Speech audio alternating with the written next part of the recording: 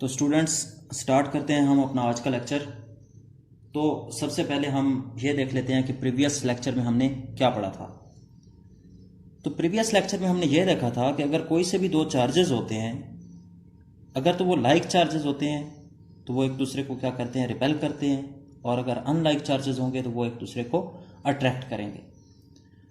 तो उन दोनों चार्जेस के दरमियान कोई ना कोई फोर्स ऑफ अट्रैक्शन या फोर्स ऑफ रिपल्शन पाई जाती है। क्योंकि ये चार्जेस के दरमियान पाई जाती है तो इसलिए हम उसको इलेक्ट्रिक फोर्स बोलते हैं। तो ये जो फोर्स ऑफ अट्रैक्शन या फोर्स ऑफ रिपल्शन थी, हमने कल देखा था कि हमने ये कैलकुलेट की थी बाय कूलम्स लॉ। तो कूलम ने ये कहा था कि लेट्स सपोज अगर ये मेरे पास चार्ज एक चार्ज है जिसको मैंने Q1 का नाम दिया हुआ है, और एक मेरे पास दूसरा चार्ज है जिसको मैंने Q2 का नाम दिया हुआ है, और ये दोनों सेपरेटेड हैं बाय डिस्टेंस r। तो कूलम ने ये कहा था कि ये जो फोर्स ऑफ अट्रैक्शन या रिपल्शन होगी इनके दरम्यान में, इनमें इस केस में क्योंकि दोनों लाइक चार्जेस हैं, पॉजिटिव चार्जेस हैं, तो इन दोनों के दरम्यान रिपल्शन की फोर्स होगी। तो ये फोर्स होगी directly proportional to the magnitude of the product of these charges and inversely proportional to the square of distance between them. So by Coulomb's law this force will be equal to k q1 q2 divided by r square। जैसा कि हमको मालूम है कि ये जो k है इसको हम कांस्टेंट ऑफ प्रोपोर्शनैलिटी भी बोलते हैं और कूलम्स कांस्टेंट भी बोलते हैं। इसकी फ्री स्पेस के लिए जो वैल्यू है वो है 1/4 पाई एप्सिलॉन नॉट। तो उसकी जगह अगर हम पुट कर देंगे तो हमारे पास ये फाइनल एक्सप्रेशन आया था कल, f is equal to 1/4 pi epsilon naught q1 q2 divided by r square. So ये हमारी रिक्वायर फोर्स है, फोर्स ऑफ अट्रैक्शन या फोर्स ऑफ रिपल्शन, जो कि हमने कूलम्स लॉ के जरिए कैलकुलेट की थी। नाउ ये जो इलेक्ट्रिक फोर्सेस हैं इनका ओरिजिन क्या है, ये कहां से ओरिजिनेट होती हैं, तो अभी तक हमें इनका ओरिजिन जो है वो अननोन है। तो इसलिए इनको हम फोर्सेस ऑफ नेचर भी कहते होते हैं। लाइक ग्रेविटेशनल फोर्स है, ग्रेविटेशनल फोर्स का भी हमें ओरिजिन नहीं पता, तो इसलिए हम उसको भी फोर्स ऑफ नेचर बोलते होते हैं, और इस फोर्स को भी हम फोर्स ऑफ नेचर बोलेंगे। हाँ, ये हमें जरूर बाद में मालूम हुआ कि कैसे ये ट्रांसमिट होती हैं इलेक्ट्रिक फोर्सेस। तो उसका कंसेप्ट दिया था माइकल फैराडे ने, और माइकल फैराडे ने कंसेप्ट दिया था इलेक्ट्रिक फील्ड का। माइकल फैराडे ने यह कहा था कि जो हर चार्ज के इर्द गिर्द कुदरती तौर पर नेचुरली एक फील्ड पाया जाता है, जिसको उसने इलेक्ट्रिक फील्ड का नाम दिया था। उसने कहा था कि एक ऐसा स्पेस या एक ऐसा रीजन पाया जाता है हर चार्ज के इर्द गिर्द जिसमें वो किसी दूसरे चार्ज के ऊपर फोर्स लगा सकता है। तो उसको उसने क्या कहा था, इलेक्ट्रिक फील्ड। तो इलेक्ट्रिक फील्ड को अगर हम डिफाइन करना चाहें तो हम कहेंगे द स्पेस और region around an electric charge in which it can exert a force on another charge is called electric field. कि इलेक्ट्रिक फील्ड क्या है, इधर मैं आपको डायग्राम के जरिए थोड़ा सा और एक्सप्लेन कर देता हूं। इलेक्ट्रिक फील्ड क्या है कि एक चार्ज के इर्द गिर्द एक ऐसा स्पेस या एक ऐसा रीजन जिसके अंदर वो किसी भी दूसरे चार्ज के ऊपर फोर्स लगा सकता है, वो इसका क्या कहलाता है, इलेक्ट्रिक फील्ड। अब ये जो इलेक्ट्रिक फील्ड है ये हम कैसे पता लगा सकते हैं कि कहां तक है इस चार्ज का इलेक्ट्रिक फील्ड, या इलेक्ट्रिक फील्ड कहां पर स्ट्रांग होगा और कहां पर वीक होगा। तो इसके लिए अगर तो हम इसके बराबर का चार्ज लेकर आएंगे दूसरी तरफ से इसके करीब कि उसके ऊपर फोर्स लगेगी या नहीं लगेगी, तो हो सकता है कि वो इसके फील्ड को डिस्टर्ब करे। तो इस मकसद के लिए हम क्या यूज करते हैं, हम एक टेस्ट चार्ज यूज करते हैं जो कि जिसका मैग्नीट्यूड बहुत ही ज्यादा स्मॉल होता है, बहुत ही स्मॉल चार्ज होता है। तो इसमें हम एक और नया कॉन्सेप्ट लेकर आएंगे सोर्स चार्ज का और टेस्ट चार्ज का। सोर्स चार्ज क्या होता है, एक ऐसा चार्ज जिसका हम इलेक्ट्रिक फील्ड मालूम करना चाह रहे होते हैं या जिसका इलेक्ट्रिक फील्ड बहुत ज्यादा स्ट्रांग होता है, वो क्या कहलाता है, सोर्स चार्ज कहलाता है। और यहां पर सोर्स चार्ज को हम Q से रिप्रेजेंट करेंगे, और मैंने इसके इर्द गिर्द डॉट्स लगाए हुए हैं। तो जहां पर डॉट्स की डेंसिटी ज्यादा है, मतलब ज्यादा तादाद में है डॉट्स, वहां पर इलेक्ट्रिक फील्ड स्ट्रांग होगा, और जैसे जैसे आप दूर चलते जाएंगे ये डॉट्स कम होते जाएंगे, इसका मतलब है वहां पर फील्ड वीक है। अब इसका इलेक्ट्रिक फील्ड हमने मालूम करना है जिस चार्ज के जरिए, उसको हम बोलते होते हैं टेस्ट चार्ज। जैसा कि नाम से जाहिर है कि ये फील्ड टेस्ट करने के लिए इस्तेमाल किया जाता है। और दोबारा आपको बता देता हूं कि इस चार्ज का जो मैग्नीट्यूड होता है वो वेरी वेरी स्मॉल होता है, इसलिए मैंने इसको Q0 से रिप्रेजेंट किया है, Q0 से रिप्रेजेंट किया है, इसको हम Q0 बोलते हैं। तो ये क्या होगा, टेस्ट चार्ज। और इसका जो मैग्नीट्यूड है वो वेरी वेरी स्मॉल होगा, इसलिए स्मॉल रखा जाता है कि वो इसके फील्ड को डिस्टर्ब ना करे। तो इनको हम दोनों को डिफाइन कर लेते हैं बिफोर हम इलेक्ट्रिक फील्ड को और ज्यादा एक्सप्लेन करें। तो इनको अगर मैं डिफाइन करूंगा तो सोर्स चार्ज को इस तरह डिफाइन करूंगा कि charge which is used to produce strong electric field is called source charge. मतलब जो स्ट्रॉन्ग इलेक्ट्रिक फील्ड अपने इर्द गिर्द बनाता है वो क्या कहलाता है, सोर्स चार्ज कहलाता है। या फिर जिसका हम इलेक्ट्रिक फील्ड मालूम करना चाह रहे होते हैं वो क्या कहलाता है, सोर्स चार्ज कहलाता है। टेस्ट चार्ज क्या होगा, a charge which is used to test electric field is called test charge. जो कि इसका इलेक्ट्रिक फील्ड टेस्ट करने के लिए इस्तेमाल हो रहा है वो क्या कहलाएगा, test charge. It is very small that it may not disturb the electric field of source charge. और इतना ज्यादा स्मॉल होता है कि ये सोर्स चार्ज के इलेक्ट्रिक फील्ड को डिस्टर्ब नहीं करता। अब हम इस कंडीशन में आ गए हैं कि हम इलेक्ट्रिक फील्ड इंटेंसिटी या इलेक्ट्रिक फील्ड स्ट्रेंथ भी इसको हम बोलते हैं, इसको हम डिफाइन कर सकें। तो इलेक्ट्रिक फील्ड इंटेंसिटी या इलेक्ट्रिक फील्ड स्ट्रेंथ क्या होती है, तो अगर हम इसको डिफाइन करना चाहें तो हम कहेंगे कि electric force experience by a unit positive charge at any point in electric field is called electric field intensity और इलेक्ट्रिक फील्ड स्ट्रेंथ। मतलब जो यूनिट पॉजिटिव टेस्ट चार्ज जो फोर्स एक्सपीरियंस करता है इलेक्ट्रिक फील्ड के अंदर, उसको हम क्या बोलते होते हैं, इलेक्ट्रिक फील्ड इंटेंसिटी या electric field strength. Like this, ये जो टेस्ट चार्ज है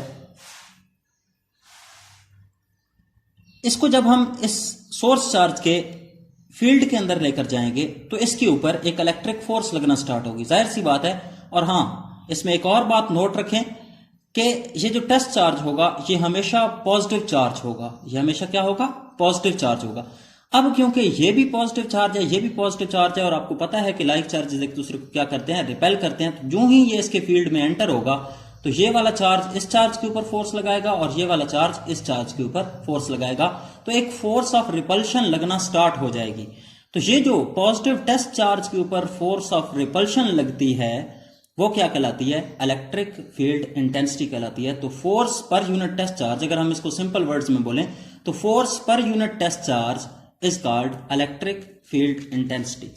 तो जितना जितना हम इस चार्ज को करीब लेकर जाएंगे इतनी इतनी इस पर ज्यादा फोर्स लगेगी टेस्ट चार्ज के ऊपर, तो इतनी इतनी मतलब इलेक्ट्रिक फील्ड इंटेंसिटी क्या होगी, ज्यादा होगी। इलेक्ट्रिक फील्ड की शिद्दत ज्यादा होगी या इलेक्ट्रिक फील्ड की स्ट्रेंथ आप बोल लें कि ज्यादा होगी। मैं इसको थोड़ा सा जूम आउट कर लूं ताकि पूरा पेपर बीच में आ सके।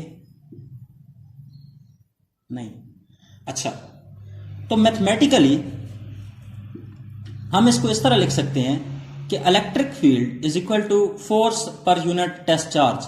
तो जैसा कि आप देख रहे हैं कि इलेक्ट्रिक फील्ड के ऊपर मैंने एक वेक्टर का निशान डाला हुआ है, तो इसका मतलब है इलेक्ट्रिक फील्ड इंटेंसिटी जो है ये एक वेक्टर क्वांटिटी है। तो इसकी डायरेक्शन कौन सी होगी, इसकी डायरेक्शन वही होगी जो फोर्स वेक्टर की डायरेक्शन होगी। और आपको पता है, आपने फर्स्ट ईयर में ये देखा था कि अगर हम किसी एक वेक्टर को किसी स्केलर के साथ मल्टीप्लाई या डिवाइड करते हैं तो वो हमें एक वेक्टर आंसर में देता है, और उस वेक्टर की वही डायरेक्शन होती है जो कि इस वेक्टर की डायरेक्शन होगी। अब इलेक्ट्रिक फील्ड इंटेंसिटी का यूनिट क्या होगा, तो सिस्टम इंटरनेशनल में इसका यूनिट अगर हम देखें तो फोर्स का यूनिट क्योंकि न्यूटन होगा और चार्ज का यूनिट हमने देखा था कूलम होगा, तो इसका यूनिट कंबाइन करके बनेगा न्यूटन पर कूलम। और अगर हम इलेक्ट्रिक फील्ड इंटेंसिटी कैलकुलेट करना चाहें फॉर अ पॉइंट चार्ज, तो फिर हम क्या करेंगे, लेट्स सपोज मैं एक सोर्स चार्ज लेता हूं और इसके साथ मैं एक टेस्ट चार्ज रख देता हूं at distance r। Source charge को मैंने q से रिप्रेजेंट कर दिया है और टेस्ट चार्ज को मैंने q0 से रिप्रेजेंट कर दिया है। तो अब अगर हम देखें तो ये दोनों पॉजिटिव चार्ज हैं, ये एक दूसरे को रिपेल करेंगे, और अकॉर्डिंग टू कूलम्स लॉ ये जो फोर्स ऑफ रिपल्शन होगी ये क्या होगी, डायरेक्टली प्रोपोर्शनल होगी प्रोडक्ट ऑफ दीज चार्जेस, और इनवर्सली प्रोपोर्शनल होगी इन दोनों के दरमियान डिस्टेंस के स्क्वायर के। तो हम लिख सकते हैं कि F is equal to 1/4 pi epsilon naught Q0 divided by R square. तो आपने पहले फार्मूला पढ़ा था F is equal to 1/4 pi epsilon naught Q1 Q2 divide by R square. तो ये उससे बिल्कुल डिफरेंट नहीं है, क्योंकि वहां पर हमने Q1 यहां पर यूज किया था और Q2 यहां पर यूज किया था। अभी हम यहां पर Q यूज कर रहे हैं और यहां पर Q0 यूज कर रहे हैं, तो इसलिए मैंने उन दोनों का प्रोडक्ट यहां पर लिख दिया। ठीक है, तो जब हमने ये कूलम फोर्स कैलकुलेट कर ली तो अब हमारे लिए काम आसान हो गया इस पॉइंट चार्ज का जो इलेक्ट्रिक फील्ड इंटेंसिटी है वो निकालना हमारे लिए बहुत ज्यादा आसान हो गया। कैसे? जब हमने कूलम फोर्स कैलकुलेट कर ली, हम इसको इसी फार्मूले में पुट करेंगे, इलेक्ट्रिक फील्ड इंटेंसिटी वाले फार्मूले में, तो हमारे पास इलेक्ट्रिक फील्ड आ जाएगा। तो देखते हैं आगे कि कैसे होगा। हमें पता है कि इलेक्ट्रिक फील्ड इंटेंसिटी का क्या फार्मूला होता है। इलेक्ट्रिक फील्ड इंटेंसिटी बराबर होती है force per unit test charge. क्योंकि ये वेक्टर फॉर्म में लिखा खड़ा है, इसको अगर मैं मैग्नीट्यूड फॉर्म में लिखूं तो इसका भी मैं वेक्टर ऊपर से अरेज कर दूंगा और इसका भी मैं सिर्फ अभी मैग्नीट्यूड कैलकुलेट करने जा रहा हूं। तो E is equal to F over Q naught.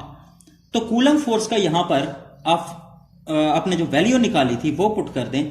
तो वो पुट करने से कूलम फोर्स की मैंने वैल्यू पुट कर दी 1/4 pi epsilon naught Q naught divided by R square, और ये जो क्यू नॉट है इसको मैंने अलग करके लिख लिया 1/क्यू नॉट।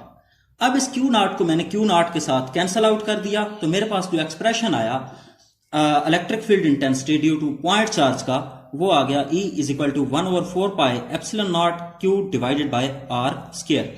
सो ये हमारा रिक्वायर एक्सप्रेशन था for electric field intensity due to a point charge.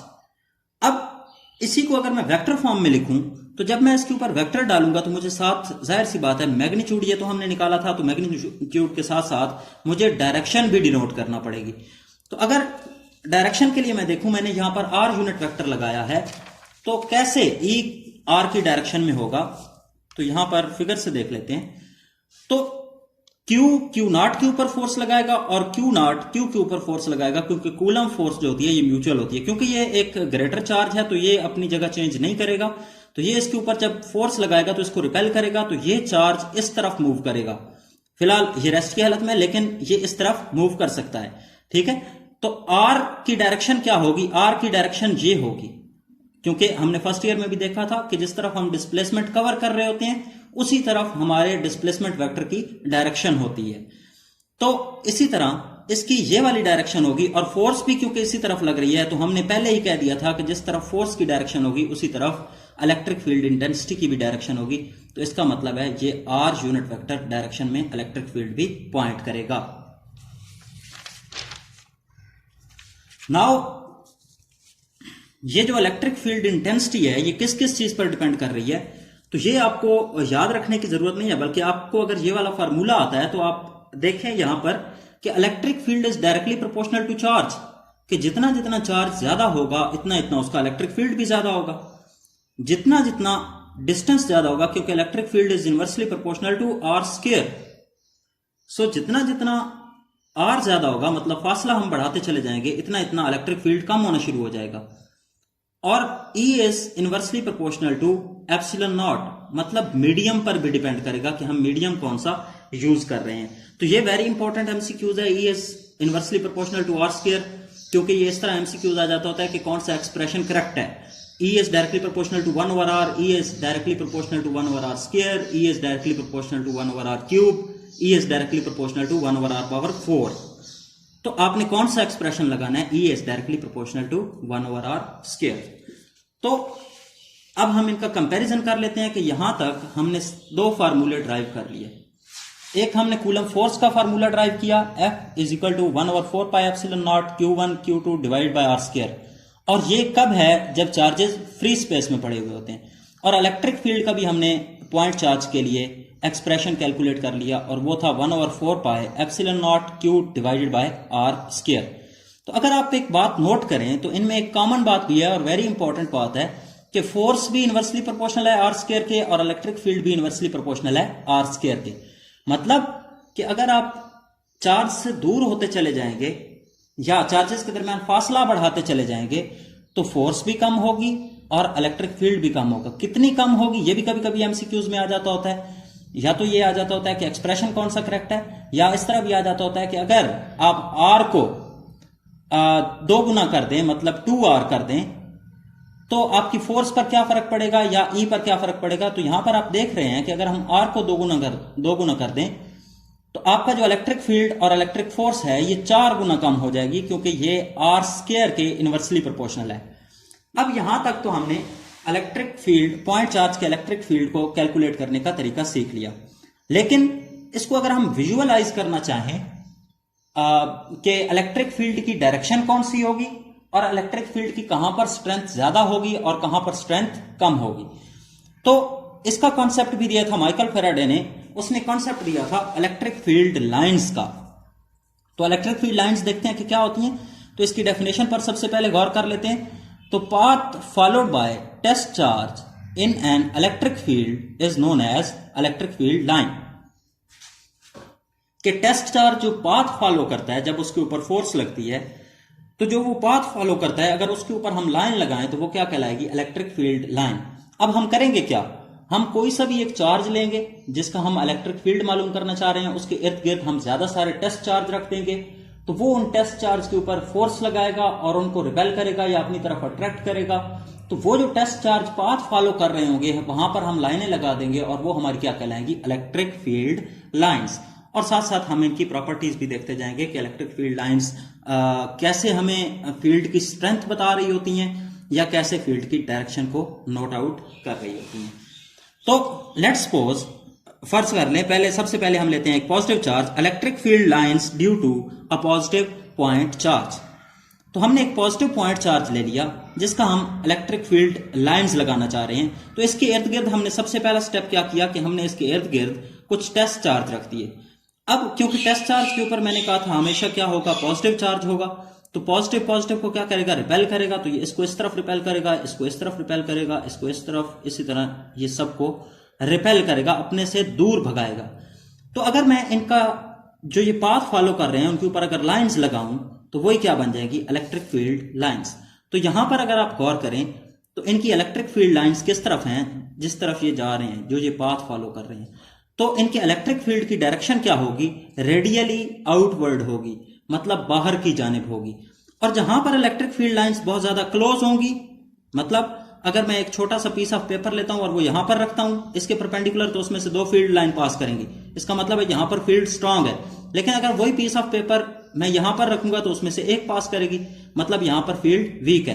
तो मैं कह सकता हूं कि जितनी ही इलेक्ट्रिक फील्ड लाइन जितनी जितनी क्लोज होती जाएंगी इतना इतना इलेक्ट्रिक फील्ड स्ट्रांग होगा, और जितनी जितनी दूर होती जाएंगी इतना इतना फील्ड जो है वो क्या होगा, वीक होगा। तो चार्ज के करीब इलेक्ट्रिक फील्ड इंटेंसिटी ज्यादा होती है, इलेक्ट्रिक फील्ड की शिद्दत ज्यादा होती है, स्ट्रेंथ ज्यादा होती है। और चार्ज से जितना जितना आप दूर चलते जाएंगे तो इलेक्ट्रिक फील्ड क्या होना शुरू हो जाएगा, कम होना शुरू हो जाएगा। और अभी हमने फार्मूले के जरिए भी देखा था कि electric field is inversely proportional to 1/r square. जैसे जैसे r बढ़ेगा तो इलेक्ट्रिक फील्ड इंटेंसिटी क्या होना शुरू हो जाएगी, कम होना शुरू हो जाएगी।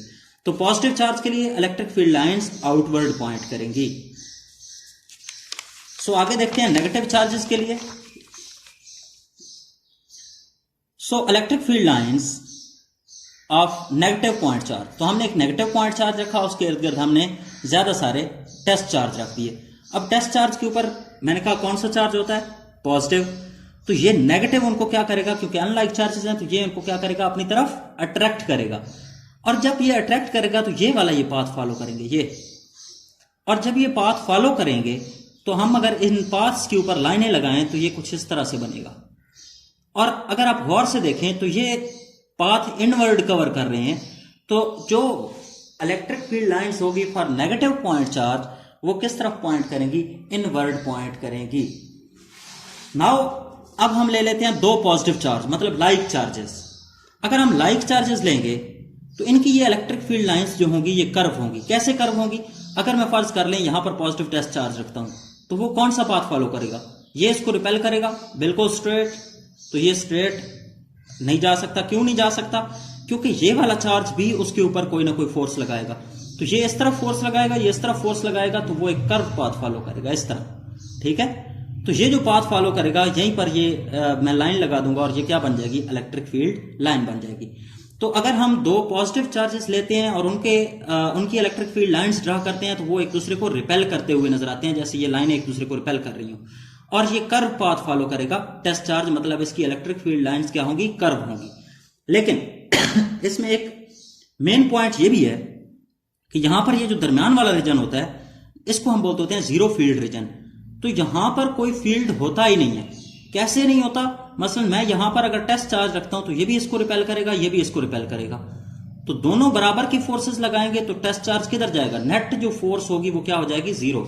जैसा कि हमने फर्स्ट ईयर में देखा था कि अगर फर्ज कर लें दो स्टूडेंट्स हैं, दो स्टूडेंट्स को मैं एक को कहता हूं कि किसी भी एक दरवाजे पर या किसी भी एक बॉक्स के ऊपर एक तरफ से एक 5 न्यूटन फोर्स लगा रहा है और दूसरी तरफ से 5 न्यूटन उसी बॉक्स के ऊपर फोर्स लगा रहा है, तो वो बॉक्स किधर जाएगा? उसके ऊपर नेट फोर्स 0 हो जाएगी, तो वो बॉक्स वहीं पर रेस्ट की हालत में रहेगा। तो हम कहेंगे कि नेट फोर्स 0 है, तो ये कहीं भी नहीं जाएगा। तो इसी तरह इसके ऊपर जब नेट फोर्स 0 होगी तो ये कहीं नहीं जा सकेगा, तो इसका इलेक्ट्रिक फील्ड भी वहां पर क्या होगा? 0। तो दरमियान में, इन दोनों चार्जेस के दरमियान में एक ऐसा रीजन होता है जहां पर इलेक्ट्रिक फील्ड क्या हो जाता है? 0 हो जाता है, और वो कहलाता है जीरो फील्ड रीजन। अब now electric field lines due to two negative charges, तो ये मैंने लिखा है इसके अंदर के same for positive ones only points inward, मतलब इसी तरह की उसकी भी इलेक्ट्रिक फील्ड लाइंस होंगी, कर्व ही होंगी, मतलब इसी तरह रिपेल करती हुई आपको नजर आएंगी अगर मैं दो नेगेटिव चार्जेस यहां पर रख देता हूं। लेकिन क्योंकि अब पॉजिटिव टेस्ट चार्ज को ये अपनी तरफ अट्रैक्ट करेगा और ये अपनी तरफ अट्रैक्ट करेगा, तो अब ये जो एरोज की डायरेक्शन है ये क्या हो जाएगी? उलट हो जाएगी, ये इनवर्ड हो जाएगी। बाकी सारी की सारी यही पिक्चर रहेगी। क्लियर है? नाउ अब हम लेते हैं एक पॉजिटिव चार्ज और एक negative charge, electric field lines for opposite charges. तो मैंने एक पॉजिटिव चार्ज ले लिया और एक नेगेटिव चार्ज ले लिया। तो अगर मैं एक टेस्ट चार्ज यहां पर रखता हूं, टेस्ट चार्ज के ऊपर चार्ज कौन सा होता है? पॉजिटिव। तो ये पॉजिटिव उसको क्या करेगा? रिपेल करेगा, और नेगेटिव उसको क्या करेगा? अट्रैक्ट करेगा। तो ये पाथ ये फॉलो करेगा, और ये क्या इसकी कहलाएगी? Electric field line. और अगर ऊपर रखता हूं तो ये उसको इस तरफ रिपेल करेगा और ये इसको इस तरफ अट्रैक्ट करेगा, तो ये कर्व पाथ फॉलो करेगा। तो इस तरह इसकी इलेक्ट्रिक फील्ड लाइंस जो हैं वो पॉजिटिव से स्टार्ट होंगी और नेगेटिव पर क्या होंगी? एंड होंगी, और ये कर्व पाथ फॉलो करेगा। Now electric field lines for oppositely charge plates, अगर मैं दो चार्ज प्लेट्स लेता हूं, एक के ऊपर पॉजिटिव चार्ज है और एक के ऊपर नेगेटिव चार्ज है, अब इनका इलेक्ट्रिक फील्ड क्या होगा? इनका इलेक्ट्रिक फील्ड दरमियान में तो यूनिफॉर्म होगा, मतलब पॉजिटिव से इलेक्ट्रिक फील्ड लाइन स्टार्ट होंगी और नेगेटिव पर एंड होंगी और इक्वल स्पेस होंगी। तो इसलिए मैं कह सकता हूं कि दरमियान में इलेक्ट्रिक फील्ड क्या होगा? यूनिफॉर्म। लेकिन किनारों पर क्या होगा? नॉन यूनिफॉर्म इलेक्ट्रिक फील्ड होगा। अब इस पूरे लेक्चर को, इस इलेक्ट्रिक फील्ड लाइंस वाले पोर्शन को समराइज कर लेते हैं और इन इलेक्ट्रिक फील्ड लाइंस की एक समरी सी बना लेते हैं। Now properties of electric field lines, कौन कौन सी हमने प्रॉपर्टीज पढ़ी हैं? ये सारी पढ़ी हैं। तो electric field lines start from positive charge and end at negative charge. कहां से स्टार्ट होती हैं? पॉजिटिव से स्टार्ट होती हैं और नेगेटिव पर एंड होती हैं, हमने यहां पर देखा है। तो पहली प्रॉपर्टी ये आ जाएगी, पॉजिटिव से ये स्टार्ट होंगी और नेगेटिव पर क्या होंगी? एंड होंगी, ये इलेक्ट्रिक फील्ड लाइंस। दूसरी property, the tangent to the field line at any point gives the direction of electric field at that point। तो अगर हम गौर से देखें तो जो हमारे पास सिंपल एक चार्ज होता है उसकी तो इलेक्ट्रिक फील्ड लाइन स्ट्रेट है। तो अगर हम ये देखना चाहें कि इसके इलेक्ट्रिक फील्ड की क्या डायरेक्शन होगी, तो यहां पर इलेक्ट्रिक फील्ड की कौन सी डायरेक्शन होगी? तो क्योंकि ये इनवर्ड पॉइंट कर रहा है तो इलेक्ट्रिक फील्ड की यही डायरेक्शन होगी। ठीक है। और अगर मैं पॉजिटिव चार्ज के लिए देखूं तो पॉजिटिव चार्ज के लिए भी स्ट्रेट लाइंस होंगी, तो इसके इलेक्ट्रिक फील्ड की कौन सी डायरेक्शन होगी? ये डायरेक्शन होगी। लेकिन अगर मैं ये देखूं जो कर्व इलेक्ट्रिक फील्ड लाइंस है, मसलन मैंने ये दो चार्जेस रखे हुए हैं, एक पॉजिटिव चार्ज और एक नेगेटिव चार्ज, तो इस पर मैं किसी भी पॉइंट के ऊपर अगर इलेक्ट्रिक फील्ड की डायरेक्शन मालूम करना चाहता हूं तो मैं उस पॉइंट पर क्या करूंगा? मैं उस पॉइंट पर टेंजेंट खींचूंगा। टेंजेंट एक ऐसी लाइन होती है जो दायरे पर या कर्व पाथ पर किसी एक पॉइंट को टच करती हुई गुजरे। तो ये एक पॉइंट को टच करती हुई गुजर रही है, तो यहां पर इलेक्ट्रिक फील्ड की क्या डायरेक्शन होगी? ये होगी। और यहां पर अगर मैं इलेक्ट्रिक फील्ड की डायरेक्शन देखना चाहूं तो इलेक्ट्रिक फील्ड की क्या डायरेक्शन होगी? यहां पर मैं टेंजेंट बना लूंगा तो इलेक्ट्रिक फील्ड की ये डायरेक्शन होगी, ये डायरेक्शन होगी। ये थोड़ा सा लाइट है, आपको शायद नजर आ रहा होगा। ठीक है। अच्छा, तो ये हो गई इलेक्ट्रिक फील्ड की डायरेक्शन कि अगर हमारी इलेक्ट्रिक फील्ड लाइंस कर्व हैं तो हम क्या करेंगे कि किसी पॉइंट पर जिस पर हम इलेक्ट्रिक फील्ड की डायरेक्शन देखना चाह रहे हैं वहां पर हम क्या करेंगे? टेंजेंट खींचेंगे और वो होगी इलेक्ट्रिक फील्ड की direction. Now third point, the lines are closer where the field is strong. The lines are closer where the field is strong and the lines are further apart where field is weak. तो ये भी point हमने discuss कर लिया है कि जितना जितना हम चार्ज के करीब जाएंगे, क्योंकि इलेक्ट्रिक फील्ड लाइंस क्लोज हैं, तो इलेक्ट्रिक फील्ड यहां पर स्ट्रांग होगा, और जितना जितना आप दूर चलते जाएंगे तो इलेक्ट्रिक फील्ड लाइंस बिखरती जाएंगी, दूर होती जाएंगी, तो वहां पर इलेक्ट्रिक फील्ड क्या होगा, वीक होगा। तो ये भी हमें इलेक्ट्रिक फील्ड लाइंस से ही अंदाजा हो सकता है कि इलेक्ट्रिक फील्ड की स्ट्रेंथ कितनी है। ये वेरी इंपॉर्टेंट पॉइंट है, no lines cross each other, this is because E has only one direction at any given point. If lines cross, E could have more than one direction which is physically not possible. मतलब ये है कि E हमेशा एक ही direction में होता है, किसी एक डायरेक्शन में। तो अगर दो इलेक्ट्रिक फील्ड लाइंस जो हैं ये कभी भी क्रॉस नहीं करेंगी, अगर करेंगी तो वो इलेक्ट्रिक फील्ड की एक से ज्यादा डायरेक्शन हो सकती है, तो इसलिए ये फिजिकली नॉट पॉसिबल है।